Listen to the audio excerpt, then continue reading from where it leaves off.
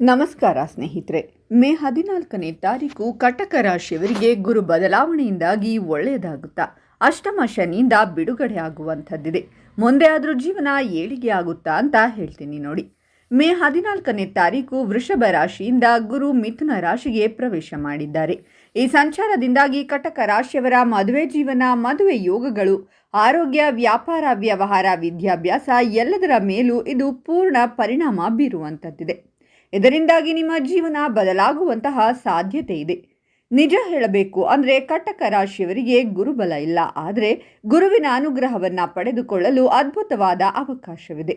ಗುರುವಿನ ರಹಸ್ಯ ಅಥವಾ ಗುರುವಿನ ಆರಾಧನೆ ವಿಚಾರವನ್ನು ಪರಿಪೂರ್ಣವಾಗಿ ತಿಳಿಸಿಕೊಡ್ತೀನಿ. ಈ ವಿಡಿಯೋವನ್ನು ಪೂರ್ತಿಯಾಗಿ ನೋಡಿ.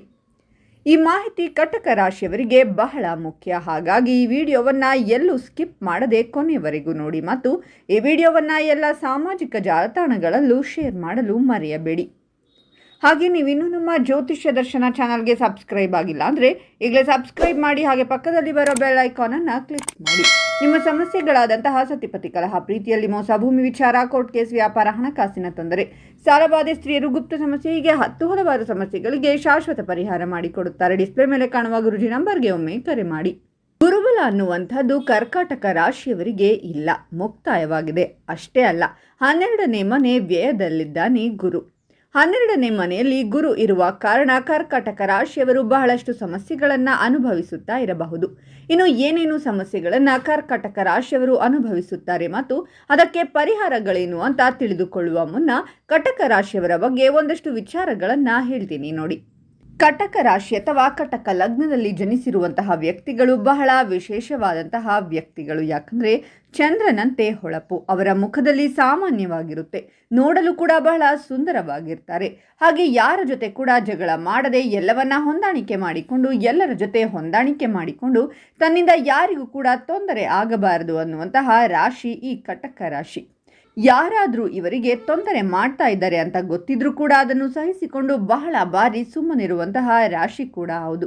ಕಟಕ ರಾಶಿಯಲ್ಲಿ ಯಾರಾದರೂ ಜನನವಾಗಿದ್ದರೆ ಅವರ ಅಣ್ಣ ತಮ್ಮಂದಿರು, ತಂಗಿಯಂದ್ರು ಅಥವಾ ಗಂಡ ಹೆಂಡತಿನೋ ಯಾರೋ ಒಬ್ಬರು ತೊಂದರೆ ಮಾಡ್ತಾ ಇದ್ರು ಕೂಡ ಅವರಿಗೋಸ್ಕರ ನಮ್ಮವರು ಎನ್ನುವ ಭಾವನೆಯಿಂದಾಗಿ ಅದನ್ನು ಸಹಿಸಿಕೊಳ್ಳುವಂತಹ ಪ್ರವೃತ್ತಿ ಬಹಳ ಜಾಸ್ತಿ. ಇವರು ಎಲ್ಲರ ಜೊತೆ ಬೆರೆತು ಬಾಳುವಂತಹ ಮನಸ್ಥಿತಿ ಉಳ್ಳವರು. ಎಲ್ಲರೂ ಕೂಡ ನಮ್ಮವರೇ ಅಂತ ಹೇಳಿ ಇವರು ಎಲ್ಲರಿಗೂ ಕೂಡ ಒಳ್ಳೆಯದನ್ನೇ ಬಯಸುತ್ತಾರೆ. ಆದರೆ ಇವರು ಯಾರಿಗೆ ಒಳ್ಳೆಯದು ಮಾಡಿರುತ್ತಾರೆ ಅವರೇ ಇವರಿಗೆ ತೊಂದರೆಯನ್ನ ಮಾಡಿ ಹೋಗ್ತಾರೆ. ನಮ್ಮವರು ಅಂತ ಹೇಳಿ ನೀವು ಬೇರೆಯವರ ಹತ್ತಿರ ಸಾಲ ಮಾಡಿ ಸ್ನೇಹಿತರಿಗೋ ಅಥವಾ ಯಾರಿಗೋ ಒಬ್ಬರಿಗೆ ಕೊಟ್ಟಿರ್ತೀರಾ. ಆ ವ್ಯಕ್ತಿ ನಿಮ್ಮನ್ನ ಮರೆತು ಬಿಟ್ಟು ನಿಮಗೆ ಮೋಸ ಮಾಡುವಂತಹ ಸಾಧ್ಯತೆ ಕೂಡ ಇರುತ್ತೆ. ಕಟಕ ರಾಶಿಯವರು ಯಾರ ಶತ್ರುತ್ವವನ್ನು ಕೂಡ ಕಟ್ಟಿಕೊಳ್ಳುವುದಕ್ಕೆ ಬಯಸುವುದಿಲ್ಲ. ಎಲ್ಲರ ಜೊತೆ ಸ್ನೇಹದಿಂದ ಇರಲು ಬಯಸುತ್ತಾರೆ. ಪ್ರೀತಿಯಿಂದ ಇರಬೇಕು ಅಂತ ಹೇಳಿ ಬಹಳ ಆಶಾವಾದಿಗಳಾಗಿರುತ್ತಾರೆ. ಹಾಗೆ ಬೇರೆಯವರು ಏನೆಂದುಕೊಳ್ತಾರೆ ಅನ್ನುವಂಥದ್ದು ಇವರ ಮನಸ್ಸಿನಲ್ಲಿ ಬಹಳ ಕಾಡುವಂತಹ ವಿಚಾರ. ನನ್ನ ಬಗ್ಗೆ ಬೇರೆ ಯಾರು ಕೆಟ್ಟದ್ದು ಮಾತನಾಡಬಾರದು, ಮರ್ಯಾದೆ ಅನ್ನುವಂಥದ್ದು ಬಹಳ ಮುಖ್ಯ. ಯಾರು ನಮ್ಮ ಬಗ್ಗೆ ಕೂಡ ಕೆಟ್ಟದಾಗಿ ಮಾತನಾಡಬಾರದು ಅನ್ನುವಂತಹ ಮನಸ್ಥಿತಿ ಹೆಚ್ಚಿನ ಕಟಕ ರಾಶಿಯವರಿಗಿದೆ.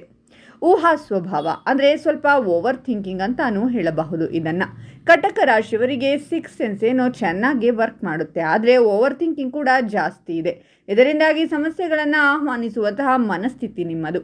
ಸಾಮಾನ್ಯವಾಗಿ ಕಟಕ ರಾಶಿಯಲ್ಲಿ ಹುಟ್ಟಿರುವಂತಹವರಿಗೆ ಅವರ ಲಗ್ನಾನುಸಾರವಾಗಿ ಅವರು ಸ್ವಲ್ಪ ಚಂಚಲ ಬುದ್ಧಿಯನ್ನು ಹೊಂದಿರುವಂಥವರಾಗಿರುತ್ತಾರೆ. ಚಂಚಲತೆ ಅನ್ನುವಂಥದ್ದು ಇವರಿಗೆ ಬಹಳ ಸಮಸ್ಯೆಯಾಗಿ ಕಾಡುತ್ತಿರುತ್ತೆ. ಸ್ವಲ್ಪ ಡಿಪ್ರೆಷನ್ಗೆ ಹೋಗುವಂತಹ ಸಂಭವವಿರುತ್ತೆ. ಇನ್ನು ಚಂದ್ರ ದೆಸೆ ಬಂದರೆ ಇವರಿಗೆ ಈ ಸಮಸ್ಯೆ ಅನ್ನುವಂಥದ್ದು ಜಾಸ್ತಿ ಆಗುತ್ತೆ. ಕಟಕ ರಾಶಿಯಲ್ಲಿ ಹುಟ್ಟಿರುವಂತಹ ವ್ಯಕ್ತಿಗಳು ತಾಯಿ ಸ್ವಭಾವ ಹೊಂದಿರುವಂತಹವರು. ಯಾಕಂದರೆ ಚಂದ್ರನನ್ನು ನಾವು ತಾಯಿಗೆ ಹೋಲಿಸ್ತೀವಿ. ಹಾಗಾಗಿ ಚಂದ್ರನು ನಮಗೆ ತಾಯಿ ಸ್ವರೂಪ ಆಗಿರುವುದರಿಂದ ತಾಯಿಯಲ್ಲಿರುವಂತಹ ಗುಣಗಳು ಕೂಡ ಕಟಕ ರಾಶಿಯವರಿಗೆ ಇರುವಂಥದ್ದನ್ನು ಸಾಮಾನ್ಯವಾಗಿ ನೋಡಬಹುದು. ಕಟಕ ರಾಶಿಯವರು ಯಾರಿಗೂ ಕೂಡ ಕೆಟ್ಟದ್ದನ್ನು ಬಯಸದೇ ಇದ್ದರೂ ನೀವು ಒಳ್ಳೆಯದನ್ನು ಮಾಡಲು ಹೋಗಿ ಸಮಸ್ಯೆಯಲ್ಲಿ ಸಿಕ್ಕಿ ಹಾಕಿಕೊಳ್ಳುವಂತಹ ಸಂಭವ ಕೂಡ ಇರುವಂಥದ್ದು. ಹಾಗಾಗಿ ನೀವು ಮಾಡುವಂತಹ ಕೆಲಸದಲ್ಲಿರಬಹುದು, ನೀವು ಯಾವ ದಾರಿಯಲ್ಲಿ ಹೋಗ್ತೀರಾ ಅನ್ನೋದು ಬಹಳ ಮುಖ್ಯ. ಕೆಲವೊಬ್ಬರ ಜೀವನದಲ್ಲಿ ರಾಜಯೋಗ ಇದ್ರೂ ಕೂಡ ಸಾಮಾನ್ಯ ವ್ಯಕ್ತಿಯ ಹಾಗೆ ಜೀವನವನ್ನು ನಡೆಸ್ತಾ ಇರ್ತಾರೆ. ಇನ್ನು ಕೆಲವರ ಜೀವನದಲ್ಲಿ ಯಾವುದೇ ಯೋಗ ಇಲ್ಲದೆ ಇದ್ದರೂ ಕೂಡ ದಿನದಿಂದ ದಿನಕ್ಕೆ ಅಭಿವೃದ್ಧಿ ಆಗ್ತಾ ಇರ್ತಾರೆ. ಅದಕ್ಕೆ ಮೂಲ ಕಾರಣ ನಾನು ಯಾವ ದಾರಿಯಲ್ಲಿ ಹೋದರೆ ಸಕ್ಸಸ್ ಆಗ್ತೀನಿ ಅಂತ ಹೇಳಿ ಅವರು ಪರಿಪೂರ್ಣವಾಗಿ ತಿಳಿದುಕೊಂಡಿರ್ತಾರೆ.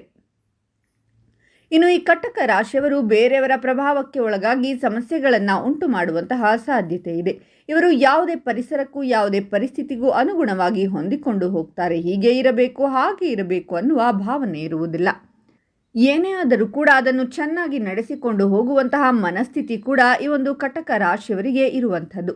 ಕಟಕ ರಾಶಿಯವರಿಗೆ ಗುರು ಸಂಚಾರ ಆದ ಮೇಲೆ ಅವರ ಜೀವನದಲ್ಲಿ ಆಗುವಂತಹ ಬದಲಾವಣೆಗಳು ಯಾವ ರೀತಿ ಇರುತ್ತೆ ಅಂದರೆ ಆರೋಗ್ಯ ಸಮಸ್ಯೆಗಳು ಜಾಸ್ತಿ ಆಗುವಂತಹ ಸಾಧ್ಯತೆ ಇದೆ. ಇದು ನವೆಂಬರ್ ತಿಂಗಳವರೆಗೆ ಇರುವಂಥದ್ದು. ನವೆಂಬರ್ ನಂತರ ನಿಮ್ಮ ರಾಶಿಗೆ ಗುರು ಪ್ರವೇಶವಾಗುತ್ತೆ. ಅನಂತರ ನಿಮಗೆ ಈ ಸಮಸ್ಯೆಗಳು ನಿವಾರಣೆಯಾಗುತ್ತೆ. ಹಾಗೆ ನಿಮಗೆ ಒತ್ತಡ ಕಡಿಮೆಯಾಗುತ್ತೆ. ಯಾಕಂದರೆ ನೀವು ಓವರ್ ಥಿಂಕಿಂಗ್ ಅನ್ನೋದು ಏನಿರುತ್ತೆ ಇದರಿಂದಾಗಿ ಸ್ವಲ್ಪ ಸ್ಟ್ರೆಸ್ ಅನ್ನೋದು ಕೂಡ ನಿಮಗೆ ಆಗಬಹುದು. ಹಾಗಾಗಿ ಈ ಓವರ್ ಥಿಂಕಿಂಗನ್ನು ಸ್ವಲ್ಪ ಕಡಿಮೆ ಮಾಡಿಕೊಳ್ಳಿ. ನೀವು ಡಿಪ್ರೆಷನ್ಗೆ ಹೋಗಬೇಕು ಅಂದರೆ ಬೇರೆ ಯಾವುದೇ ಕಾರಣಗಳು ಬೇಕಾಗಿಲ್ಲ. ನಿಮಗೆ ಓವರ್ ಥಿಂಕಿಂಗೇ ಸಾಕು. ಅಥವಾ ನೀವು ಒಬ್ಬರನ್ನ ಇಷ್ಟಪಟ್ಟು ಆ ವ್ಯಕ್ತಿ ನಿಮ್ಮಿಂದ ದೂರ ಆಗಿದ್ರೆ ಸಾಕು, ಆ ವ್ಯಕ್ತಿಯನ್ನು ಮರೆಯಲು ಬಹಳ ಟೈಮ್ ತಗೋತೀರಾ. ಇದರಿಂದಾಗಿ ಸ್ವಲ್ಪ ಸಮಸ್ಯೆಗಳು ಕೂಡ ಬರಬಹುದು. ಹಾಗೆ ಕಟಕ ರಾಶಿಯವರ ಇನ್ನೊಂದು ವಿಶೇಷತೆ ಏನು ಅಂದರೆ ಯಾವುದಾದರೂ ವ್ಯಕ್ತಿಯನ್ನು ಇಷ್ಟಪಟ್ಟರೆ ಸಾಮಾನ್ಯವಾಗಿ ಆ ವ್ಯಕ್ತಿಯನ್ನು ಯಾವುದೇ ಕಾರಣಕ್ಕೂ ಬಿಟ್ಟು ಕೊಡುವುದಿಲ್ಲ. ಅವರು ಎಷ್ಟೇ ತಪ್ಪು ಮಾಡಲಿ ಅವರ ಜೊತೆಯಲ್ಲಿ ಇರುವಂತಹ ಪ್ರಯತ್ನವನ್ನು ಮಾಡ್ತಾರೆ. ಹಾಗೆ ಆ ವ್ಯಕ್ತಿ ಏನಾದರೂ ಇವರಿಗೆ ಸಂಪೂರ್ಣವಾಗಿ ದೂರವಾದರೆ ಅವರನ್ನು ಮರೆಯುವಂತಹ ಶಕ್ತಿ ಖಂಡಿತವಾಗಲೂ ಇವರಿಗೆ ಇರುವುದಿಲ್ಲ. ಒಬ್ಬರನ್ನ ಮನಃಪೂರ್ವಕವಾಗಿ ಮದುವೆಯಾಗಬೇಕು ಅಂತ ಇಷ್ಟಪಟ್ಟು ಆ ವ್ಯಕ್ತಿ ಏನಾದರೂ ದೂರವಾದರೆ ಇನ್ನೊಬ್ಬ ವ್ಯಕ್ತಿಯವರ ಜೀವನದಲ್ಲಿ ಅವರು ಒಪ್ಪಿಕೊಳ್ಳಬೇಕು ಅಂದರೂ ಕೂಡ ಸಮಯವನ್ನು ತೆಗೆದುಕೊಳ್ಳುವಂತಹ ರಾಶಿ. ಯಾಕಂದರೆ ನಾವು ಪರಿಶುದ್ಧತೆ ಅನ್ನುವುದನ್ನು ಚಂದ್ರನಲ್ಲಿ ನೋಡಬಹುದು, ಹಾಲಿನ ಬಣ್ಣ. ಹಾಗಾಗಿ ಪರಿಶುದ್ಧತೆಯನ್ನು ಇವರಿಗೆ ಹೋಲಿಕೆ ಮಾಡಬಹುದು. ದೇಹದಲ್ಲಿ ಜಾಡ್ಯ ಅನ್ನುವಂಥದ್ದು ಕೂಡ ಈ ಒಂದು ಗುರು ಸಂಚಾರದಿಂದಾಗಿ ಬದಲಾವಣೆ ಆಗಬಹುದು. ಸ್ವಲ್ಪ ಸೋಮಾರಿತನ ಕಾಡಬಹುದು. ಹಾಗಾಗಿ ನೀವು ಆದಷ್ಟು ಬೆಳಿಗ್ಗೆ ಬೇಗ ಏಳುವಂತಹ ಅಭ್ಯಾಸವನ್ನು ಮಾಡಿಕೊಳ್ಳಿ. ಹಾಗೆ ಮನೆ ಖರೀದಿ ಯೋಗ ಕೂಡ ಇದೆ. ಮನೆಯನ್ನು ಏನಾದರೂ ನೋಡ್ತಾ ಇದ್ರೆ ಮನೆ ಖರೀದಿ ಮಾಡಬೇಕು ಅಂತ ಇದ್ರೆ ಈ ಸಮಯದಲ್ಲಿ ಅದು ಕೈಗೂಡುತ್ತೆ. ಹಾಗೆ ವಿದ್ಯಾರ್ಥಿಗಳಿಗೆ ಒಂದಷ್ಟು ಲಾಭ ಆಗುವಂತಹ ಸಂಭವವಿದೆ. ತಂದೆ ತಾಯಿಯಿಂದ ಒಂದಷ್ಟು ಲಾಭವಾಗುವಂತಹ ಸಂಭವವಿದೆ. ಪಿತ್ರಾರ್ಜಿತ ಆಸ್ತಿ ಕೂಡ ನಿಮಗೆ ಬರುವಂತಹ ಯೋಗವಿದೆ. ಇನ್ನು ನಿಮಗೆ ಗುರುಬಲ ಬರಬೇಕು ಅಂದರೆ 2 ವರ್ಷ ಕಳೆಯಬೇಕು. ಹಾಗಾದರೆ ಇನ್ನು 2 ವರ್ಷ ನಾವು ಏನೂ ಇಲ್ಲದೆ ಇರಬೇಕಾ ಅಂದರೆ ಖಂಡಿತ ಅವಶ್ಯಕತೆ ಇಲ್ಲ. ಗುರುವಿನ ಆರಾಧನೆಯನ್ನು ಮಾಡಿಕೊಳ್ಳಿ. ಅದರಲ್ಲೂ ಬಹಳ ಪರ್ವಕಾಲವನ್ನು ಸೂಚಿಸ್ತೀನಿ. ಅದು ಯಾವ ದಿನ ಅಂದರೆ ಜುಲೈ 10ನೇ ತಾರೀಕು ಗುರುವಾರ. ಅಂದು ಗುರು ಪೌರ್ಣಮಿ ಇದೆ. ಬಹಳ ವಿಶೇಷವಾದ ದಿನ.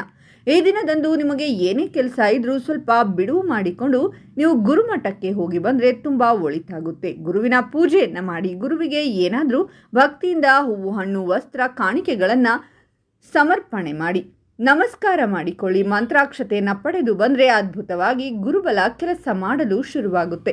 ಅದನ್ನು ಹೊರತುಪಡಿಸಿ ನೀವು ಏನು ಮಾಡಬಹುದು ಅಂದರೆ ನೀವು ಮಂತ್ರಾಲಯಕ್ಕೆ ಹೋಗಿ ರಾಘವೇಂದ್ರ ಸ್ವಾಮಿಗಳ ದರ್ಶನ ಮಾಡಿ ಬನ್ನಿ, ಅಥವಾ ನೀವು ಶಿರಡಿಗೆ ಹೋಗಿ ಸಾಯಿಬಾಬಾ ದರ್ಶನ ಮಾಡಿ ಬನ್ನಿ, ಅಥವಾ ಗಾಣಗಾಪುರಕ್ಕೆ ಹೋಗಿ ದತ್ತಾತ್ರೇಯರ ದರ್ಶನ ಮಾಡಿ ಬನ್ನಿ. ಹೀಗೆ ಇನ್ನೂ ಹಲವಾರು ಗುರು ಸನ್ನಿಧಾನಗಳಿವೆ. ಅಲ್ಲಿ ಹೋಗಿ ದರ್ಶನವನ್ನು ಪಡೆದು ಪೂಜೆಯನ್ನು ಮಾಡಿಸಿ ಬಂದರೆ ಅತ್ಯುತ್ತಮ. ಇದ್ಯಾವುದು ಆಗಿಲ್ಲ ಅಂದರೂ ನಿಮ್ಮ ಮನೆಯ ಹತ್ತಿರ ಇರುವಂತಹ ಗುರು ರಾಘವೇಂದ್ರ ಸ್ವಾಮಿಯ ಸನ್ನಿಧಾನಕ್ಕೆ ಹೋಗಿ ಅಲ್ಲಿ 28 ಪ್ರದಕ್ಷಿಣೆ ಹಾಕಿ ಅಲ್ಲಿ ಅವತ್ತಿನ ದಿನ ಕಡ್ಡಾಯವಾಗಿ ಅರಿಶಿಣ ಬಣ್ಣದ ವಸ್ತ್ರದಲ್ಲಿ 1 kg ಕಡಲೆಕಾಳನ್ನು ಗಂಟು ಕಟ್ಟಿ ಎಲೆ, ಅಡಿಕೆ, ತೆಂಗಿನಕಾಯಿ ದಕ್ಷಿಣೆ ಸಹಿತ ಗುರು ಸನ್ನಿಧಾನದಲ್ಲಿ ಅರ್ಪಿಸಿ ನಮಸ್ಕಾರ ಮಾಡಿ ಬಂದರೆ ಗುರುವಿನ ಅನುಗ್ರಹವನ್ನು ಪಡೆದುಕೊಳ್ಳಬಹುದು. ಇದ್ಯಾವುದು ಆಗಿಲ್ಲ ಅಂದರೆ ಮನೆಯಲ್ಲಿ ಇದ್ದರೂ ಕೂಡ ಆ ದಿನ ಬೇಗ ಬೆಳಿಗ್ಗೆ ಎದ್ದು ಸ್ನಾನ ಮಾಡಿ ದತ್ತಾತ್ರೇಯ ವಜ್ರ ಕವಚ ಸ್ತೋತ್ರ, ದತ್ತಾತ್ರೇಯರ ಸ್ತೋತ್ರಗಳು, ಗುರುಗ್ರಹದ ಅಷ್ಟೋತ್ತರ, ರಾಘವೇಂದ್ರ ಸ್ವಾಮಿಗಳ ಸ್ತೋತ್ರಗಳು, ಗುರುವಿನ ಸ್ತೋತ್ರಗಳನ್ನು ಪಠಣೆ ಮಾಡಿ.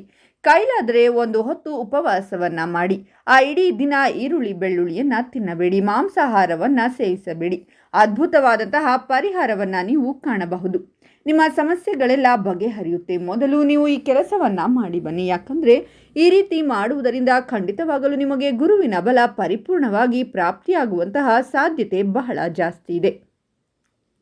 ಇನ್ನು ನೋಡಿದ್ರಲ್ಲ ಸ್ನೇಹಿತರೆ, ಕಟಕ ರಾಶಿಯವರು ತಮ್ಮ ಜೀವನದ ಕಷ್ಟಗಳನ್ನು ಬಹಳ ಅನುಭವಿಸಿರುತ್ತೀರಾ. ಆ ಕಷ್ಟಗಳಿಂದ ಹೊರಬರಲು ಬಹಳ ಪ್ರಯತ್ನ ಪಡ್ತಾ ಇರ್ತೀರಾ. ನೀವು ಈ ಒಂದು ಪರಿಹಾರವನ್ನು ಮಾಡುವುದರಿಂದ ಖಂಡಿತವಾಗಲೂ ನಿಮಗೆ ಒಳಿತಾಗುತ್ತೆ. ಹಾಗೆ ಜೀವನದಲ್ಲಿ ಇನ್ನೂ ಯಶಸ್ಸನ್ನು ಪಡೆಯುತ್ತೀರಾ. ಈ ಮಾಹಿತಿಯನ್ನು ನಿಮ್ಮ ಎಲ್ಲ ಸ್ನೇಹಿತರು ಹಾಗೂ ಸಂಬಂಧಿಕರಿಗೆ ತಪ್ಪದೇ ಶೇರ್ ಮಾಡಿ ಮತ್ತು ಓಂ ಗುರು ರಾಘವೇಂದ್ರಾಯ ನಮಃ ಅಂತ ಕಾಮೆಂಟ್ ಮಾಡಿ.